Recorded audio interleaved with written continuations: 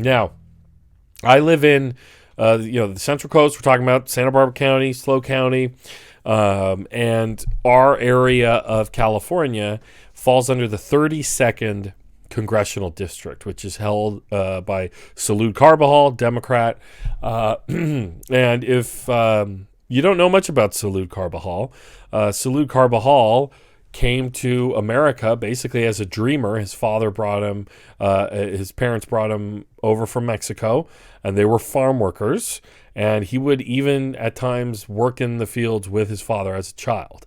And he has signed on to and re-entered into the Congress the Farm Workforce Modernization Act, which is very interesting. Let's see, I believe I have his website here. So him and a bunch of other lawmakers, they hardly do this on their own, and so here we see, this is Carbajal's website. Carbajal bipartisan lawmakers introduced farm worker focused immigration proposal. Yesterday, Representative Salud Carbajal joined a bipartisan group of House members in reintroducing the Farm Workforce Modernization Act. The bill, formerly introduced by Representative Zoe Lofgren, another Democrat of California, and Dan Newhouse, Republican from Wisconsin, creates lasting reform to our immigration system to address workforce shortages in the agricultural industry and provide stability and fairness for farm workers. So he has a quote here. My father was a farm worker and I spent summers with him in the fields. So I know firsthand how important the labor of those who harvest food is to this nation. Agriculture is the number one industry in my district. I've heard it countless times from producers about the devastating labor shortage that stems from our broken immigration system. Yeah, guys, we had years ago, I remember when the labor shortage has been an ongoing issue in this area.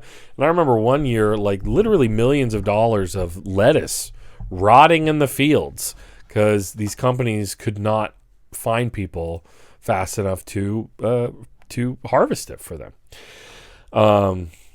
I do want to mention some of the story I did last week. I'll get to it, in a bit. But I did do a story last week, and there's a new story up on politicalpain.com. I did a print, type look at it of a farm worker strike in Santa Maria Valley. That was very interesting. But let's talk a bit about the broad strokes of that with this Farm Workforce Modernization Act. This article's in The Sun. This is the paper I used to work for as managing editor and other positions. But labor contractors, farm worker organizations agree that the Farm Workforce Modernization Act is the right step forward. Alexandra Allen, owner of Main Street Produce and Freshway Farms, has operated her Santa Maria-based business alongside her husband since the 70s, but only in the last few years did they begin to use the H-2A program, which allows foreign agricultural workers to labor in the U.S. on a temporary visa. The H-2A program has been around for a long time, but we, like many growers, didn't pay much attention to it because it just seemed so prohibitively expensive, Allen told The Sun. Those who bring in H-2A labor must feed and house their guest workers, and employers are required to pay them what's called a, quote, adverse effect wage rate. Allen, the philosophy behind that makes perfect sense. They require you to pay this heightened wage because our government wants to make sure that we are not hiring foreign workers if there are domestic workers available. So that's an interesting thing about the H-2A program. H-2A, there's a lot of farm companies in this city in Santa Maria that rely on H-2A. They often will even buy up old motels and use those as dormitory housing for farm workers, for guest farm workers. Let's see. Let's get to the bill. That's why. So Allen, this local owner of a farm, supports the Farm Workforce Modernization Act. Bill recently reintroduced by U.S. Representative Salud Carbajal and a group of bipartisan House members that aims to streamline the H-2A program and provide a path to legal status for farm workers. The act was passed in the House on March 18th, introduced in the Senate a few days later, and then referred to the Committee on the Judiciary for study. Okay? So let's see. Carbajal. In essence, we are creating a modern-day guest worker program that would allow employers to address some of the challenges that they have with the existing H-2A program. Carbajal told The Sun. He said those challenges include recruitment, the filing process, reducing costs associated with the visa process, and reforming H-2A wages. The bill also creates a new type of temporary status called a certified agricultural worker, Carbajal said. Applicants who show that they've worked 180 days of agricultural employment over the past 2 years and pass a background check can achieve the renewable temporary status. So this is a little Byzantine, right? I mean, this is, how lawmakers work a lot of the time. But those who earn the status and continue to work in agriculture for another 4 to 8 years, depending on how long they work before the legislation's enactment, can then apply for a green card if they desire. Achieving this legal permanent residence then allows them to pursue citizenship, just like anyone else who holds a green card, Carbajal said. Quote, we've been hearing about it for a long time, and we're hopeful that Senate can make it work this time around, Alan, the farm owner, said. I think we saw during COVID how important having a safe and reliable food supply is. Never before in my lifetime had I experienced walking into a grocery store and seeing bare shelves. Wow, that's really interesting. And that, we have a local farm, business owner saying that. And the other thing that we should bring up is that the Central Coast Alliance, United for a Sustainable Economy, they're called CAUSE. They're a farm worker advocacy organization. They support the legislation. CAUSE is really big in this city for helping immigrants, advocating for farm workers, for their safety. Just to take a quick aside from this story, this is here's an article that I wrote on my website. Last year, farm worker infected with coronavirus dies in Santa Maria guest worker housing. So this was an H-2A farm worker in Santa Maria who got infected. This is the early days of the pandemic, and he was one of the first deaths in the valley. Early on, and we had my main source on this story was an organizer with CAUSE. Let's see. And CAUSE was at local, government meetings advocating for the farm workers in the area, saying they need safety, that the county needs to hold these companies accountable to make sure that the farm workers are getting PPE, that they are, enforcing what's going on out in the fields. Here's they were talking about like H-2A housing specifically in regards to coronavirus. Quote, in a situation where hundreds of workers live in dormitory style housing, are transported together and work together, spread of the coronavirus can happen rapidly. Despite living in dormitory style housing, to date, California and county agencies have not treated guest worker housing as congregate housing, like nursing homes, prisons, etc. We have seen this happen in both Ventura and Santa Barbara counties. So that's some of the advocacy work that CAUSE does, you guys. And over here in the story, they are giving this, proposed law, the legislation, their kind of rubber stamp. Quote, this is really impactful to the Santa Maria economy, CAUSE policy advocate Rebecca Garcia said. It would create a stable workforce for our agricultural industry, while at the same time bringing that needed ease for our farm worker community to feel comfortable in their jobs. That opens up the door for them to become more included in the community. The agricultural worker status, quote, would take away the worry and the fear that a lot of our farm workers exist with, Garcia said. The majority of the nation's farm workers are undocumented. That's 2.4 million farm workers living with that constant fear of deportation, she continued. Giving them the certified agricultural worker status would bring a lot of relief in that way. And then having that path to citizenship on top of that is a new conversation for our farm workers. And so, guys, if you go to my website, politicalpain.com, this is it. The latest story is about the strike that happened. And these are all, indigenous farm workers. And, I talked a lot in the story about the kind of prejudice that indigenous Mixtec speaking people, farm workers in the Santa Maria Valley face. I did get video that I didn't have last week of listening to this. So this is the management guy kind of talking down to, her name is Guadalupe, and she was asking for a raise per box of produce. And you can hear him kind of talking down because Spanish is not her first language. Listen to this really quick.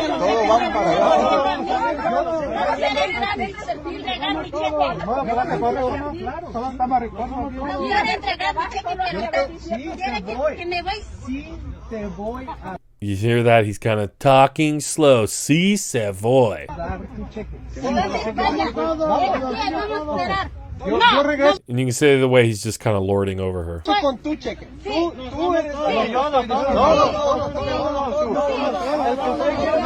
So, not only does are farm workers exploited, because there's a language barrier for specifically indigenous farm workers.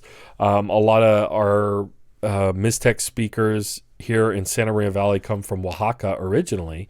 But also, if they're undocumented, I mean, that makes them double, triple exploitable, right? I mean, it's easier to exploit, underpay, manipulate, take advantage of, and intimidate workers who know that they're not in the country with legal status or documentation. So this has long been an issue with our with our system here. And as I did last week, we can go over the crop report for this county alone. Agriculture is billions of dollars. It's $1 billion industry in this one county alone.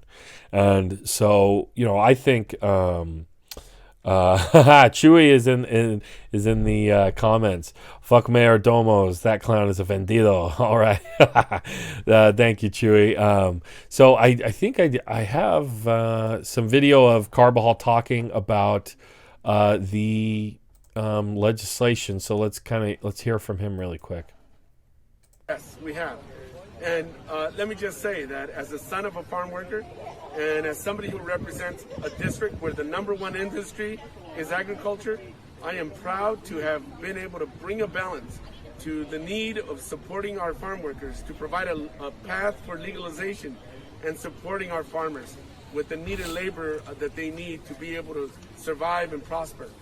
This is a great opportunity, a bipartisan effort, one where diverse stakeholders came together to be able to get this very historic, important piece of legislation, the Farm Workforce Modernization Act, over the finish line. And I'm proud to have worked with my colleague, Jim Costa, and so many other colleagues, Jimmy Panetta, Representative Lofgren, and so many others, to be able to bring this forward. I'm ecstatic about what this means for our country and the Central Coast, and obviously Representative Costa's district as well. This is a good day for farm workers all across America, and it truly reflects the fact that they are essential workers. We're treating them as essential workers. They need to have legal status, not living in the fear of being deported. And we need a regular program that the H-2A provides to ensure that around the year, not just seasonal work, but year-round agricultural work is a reliable workforce. Very interesting. So that's the weird dynamics of like that I've always found so weird in like Republican politics. The anti-immigrant attitude. It of course it makes sense under the prism of racism, right, and nativism and all of that, which even clowns like George W. Bush are pointing to. George W. Bush gave a interview recently where he was saying, I see the Republican Party is nativist. It's bad. Right? Or whatever, sorry, it's my Bush impression. It's easy to do the laugh. So, why was George W. Bush, why didn't George W. Bush do anything about, why was he harsh on immigration like Donald Trump was? Donald Trump was very, very conservative. Let's see. Well, I think I found that interview. Hold on, let's try to see that really quick. Did this just happen? Time. What's interesting about our country, if you Oh no, that's an old clip. Yeah, I'm looking for the clip where he calls the current party nativist, but I'm not seeing it. Oh, maybe it is. As isolationist. There it is. I would describe it as isolationist, protectionist, and to a certain extent nativist. And, You disappointed? well, it's not exactly my vision, Yeah. but you know what? I'm just an old guy they put out to pasture, so I'm just a painter. I'm painting at home. War crimes. Anyway, so why did Bush not have the type of immigration policy that Trump had? J. Andrew World is pointing out in the comments that Bush was harsh on immigration. Absolutely, he was, but he also did not. He didn't do the outwardly, openly nativist things that Trump did, like changing the law around border crossings.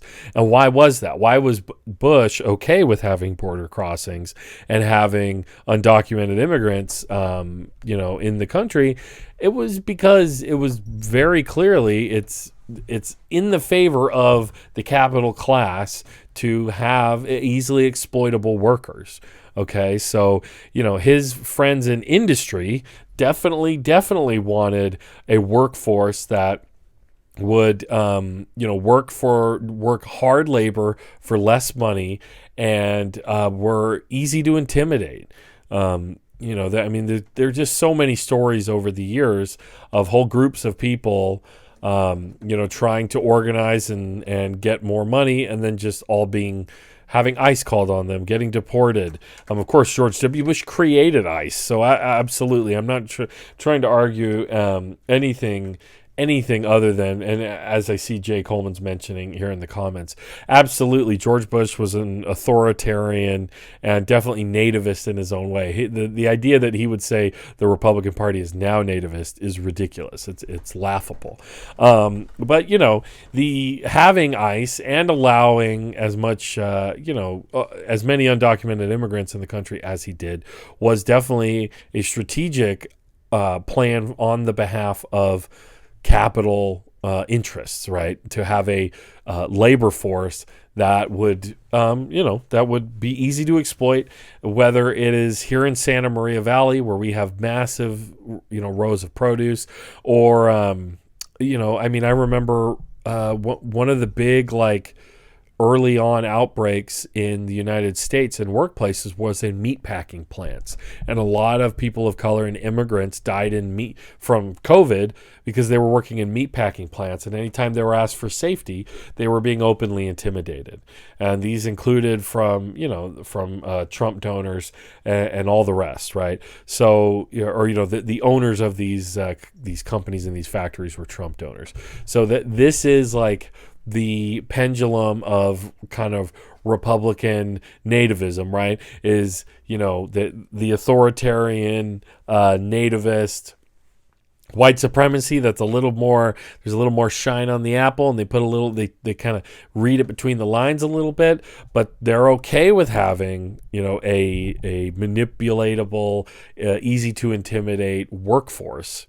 They were not interested in passing immigration reform, is I guess my big point. The Bush administration didn't want to pass immigration reform because they didn't want a pathway to citizenship like this, where, as Representative Carbajal, my local congressman, House representative, has helped propose with others, because then, you have to pay people more for H-2A, right? And then there's all these other things you have to do.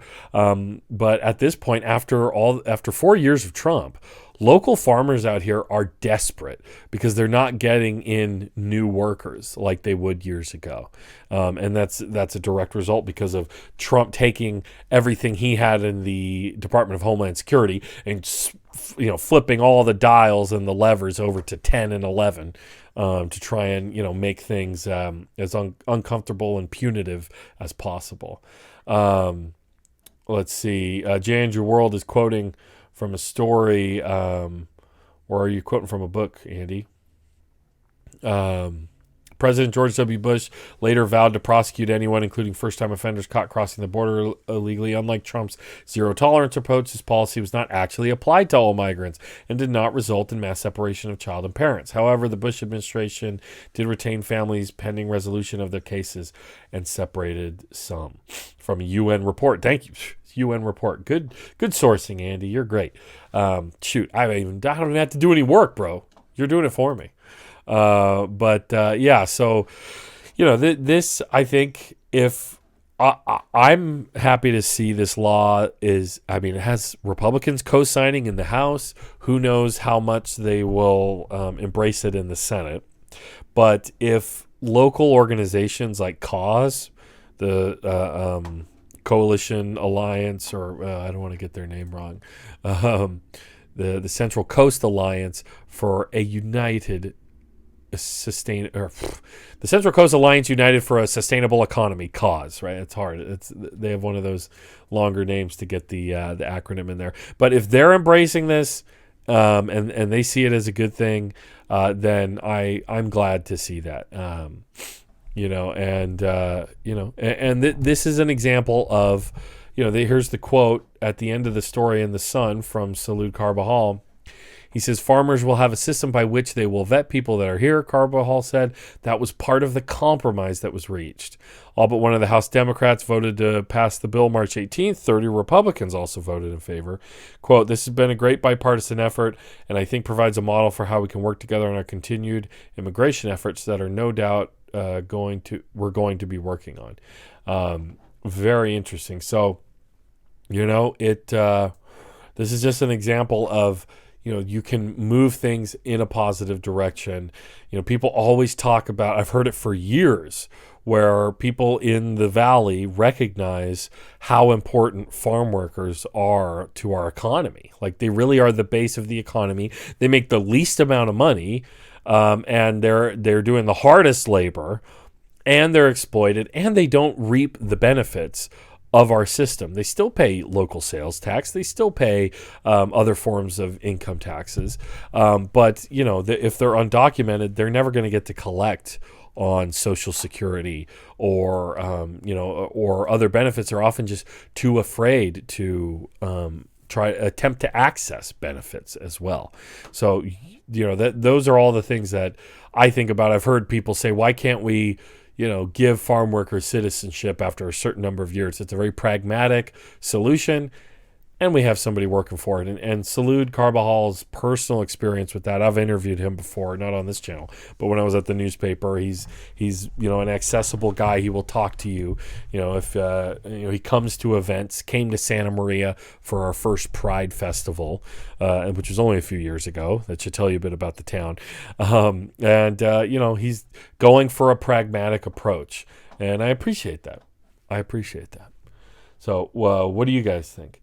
What do y'all think? Let me know. Let me know in the comments. If you haven't yet, please subscribe, like the stream, subscribe to the show here, subscribe to it on Twitch. Go follow me on Facebook.